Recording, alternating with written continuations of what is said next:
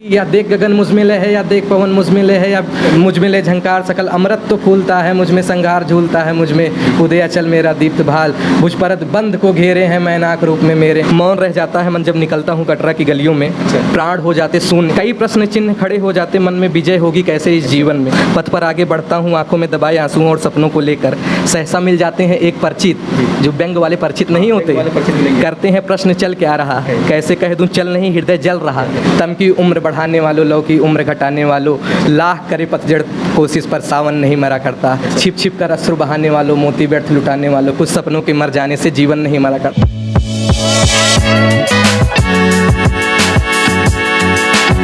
ये बाकी सफलता तो लगा रहता है। कभी आप असफल हुए, प्रथम प्रयास में असफल हो गए, द्वितीय प्रयास में असफल हो गए, तो ये नहीं सोचना है कि हमारा चयन नहीं हुआ, अब हम क्या करें। क्योंकि मैं आपको एक कविता भी बताना चाहता हूँ इसके माध्यम से। गोपाल दास नीरज जी की एक बहुत सुंदर कविता है कि लाखों बार गगरियाँ फूटी सिकन न आई पनघट पे, लाखों बार किश्तियाँ डूबी चहल पहल वही है तट पे। तम की उम्र बढ़ाने वालों, लौ की उम्र घटाने वालों, लाख करे पतझड़ कोशिश पर सावन नहीं मरा करता। छिप छिप कर अश्रु बहाने वालों, मोती व्यर्थ लुटाने वालों, कुछ सपनों के मर जाने से जीवन नहीं मरा करता। समाज आपके बारे में क्या सोचता है उस चीज़ों को बिल्कुल मत सोचिए। आप अपने कार्य में ईमानदारी से संलग्न हैं, बस वही चीज़ें आपको पता होनी चाहिए। लेकिन आपने जो पंक्ति सुनाई ये हमें लगता है साहित्य के विद्यार्थियों को ये पास मिलती है। हाँ, हम जैसे लोगों के पास तो बिल्कुल नहीं रहती है, क्योंकि हम लोग चार पंक्ति वाले हो जाते हैं। चार पंक्ति से ज़्यादा इतना याद ही नहीं हो पाता। ये गोपाल दास नीरज जी की बहुत बेहतरीन कविता है जीवन के ऊपर। बाकी एक स्वरचित कविता भी मैं अपनी आपको बताना चाहता हूँ थोड़ा। आप भी स्वयं रचे हैं? हाँ, मेरी खुद की रचित कविता है जो कि विद्यार्थी जीवन के ऊपर है।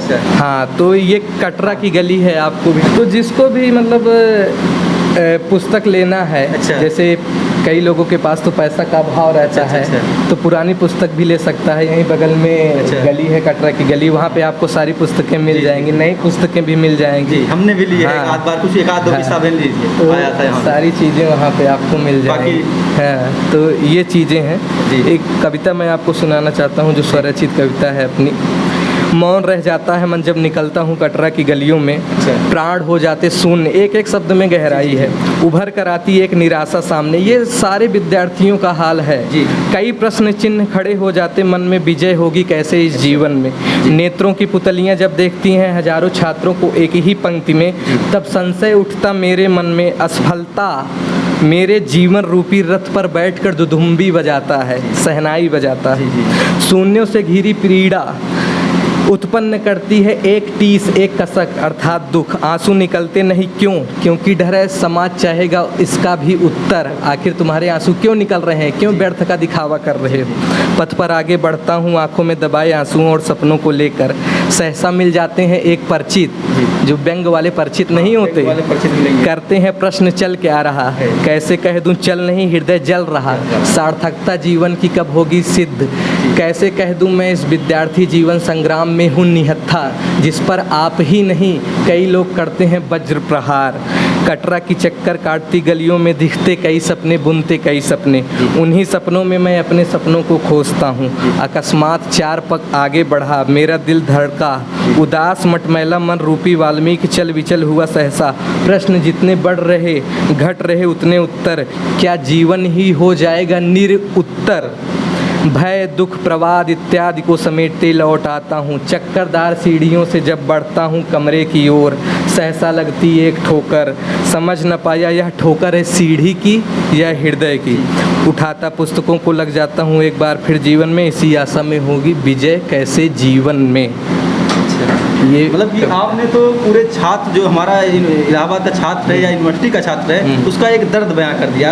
जब वो यहाँ पर आता है और संघर्ष करने लगता है तो उसे ये भय तो रहता है हमेशा सदैव, जो आपने अपनी कविताओं के जरिए बताने का काम किया है छात्रों को कि हम सफल होंगे कि नहीं होंगे। और साथ में ये भी भय रहता है कि जब हमारे रिलेटिव मिलेंगे, जो है रिश्तेदार मिलेंगे, वो हमसे क्या कहेंगे, वह सीधा यही एक ही सब पूछते हैं क्या चल रहा है, क्या हाल है। मैं एक पंक्ति और बताना चाहता हूँ जब व्यक्ति उन्नति करता है जी, जी। तो उसके नाम के साथ कई अपवाद भी जुड़ने लगते हैं। जैसे आप थोड़ा सफल हुए जी।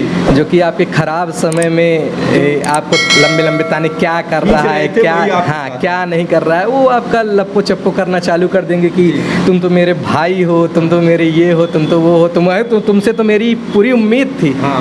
एक चीज़ और, आपके पीछे जो ये मेडल लगा हुआ है, मेडल का राज क्या है?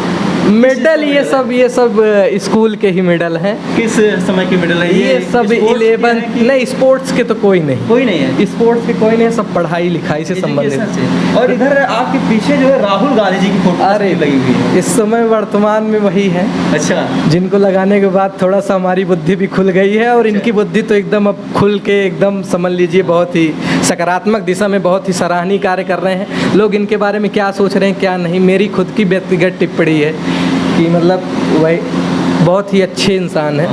तो इनके बारे में थोड़ा बहुत क्या कुछ बता सकते हैं, कुछ अच्छा स्पेशलिटीज़?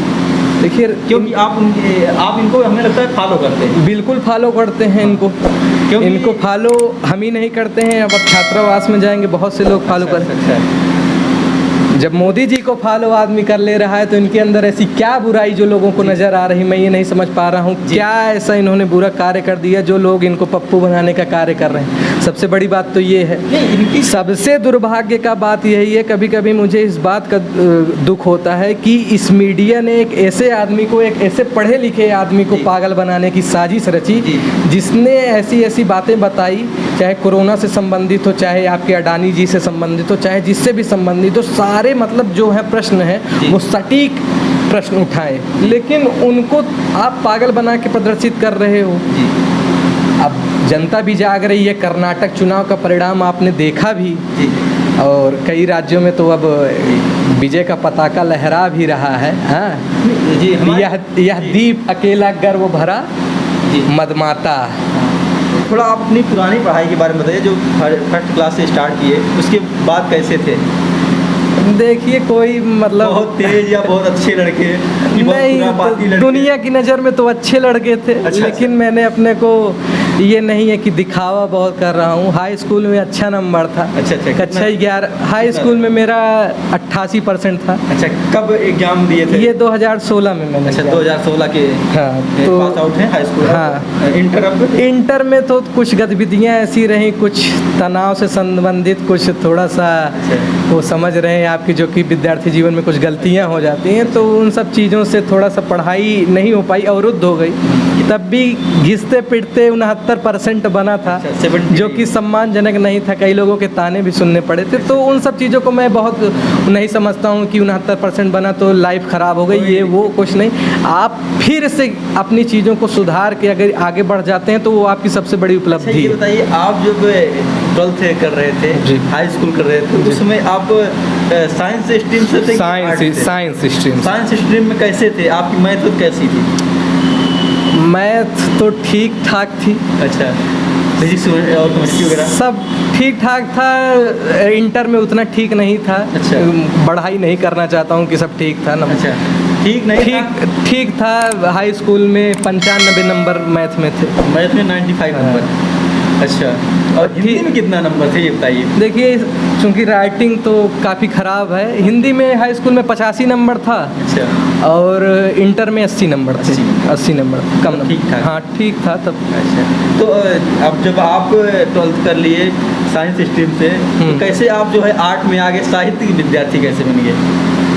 हाँ, ये बहुत ही बढ़िया प्रश्न है। थोड़ा बहुत रुचि तब जागृत हुई कि जब मैं 11th-12th में हिंदी पढ़ रहा था, तो साहित्य जो विषय है वो मुझको बहुत ही अच्छा विषय लगा। अच्छा। और साहित्य ही समाज को कुछ दे सकता है। अच्छा। साहित्य ही वो विधा है जो कि आपको आदमी बनाने का कार्य करती है।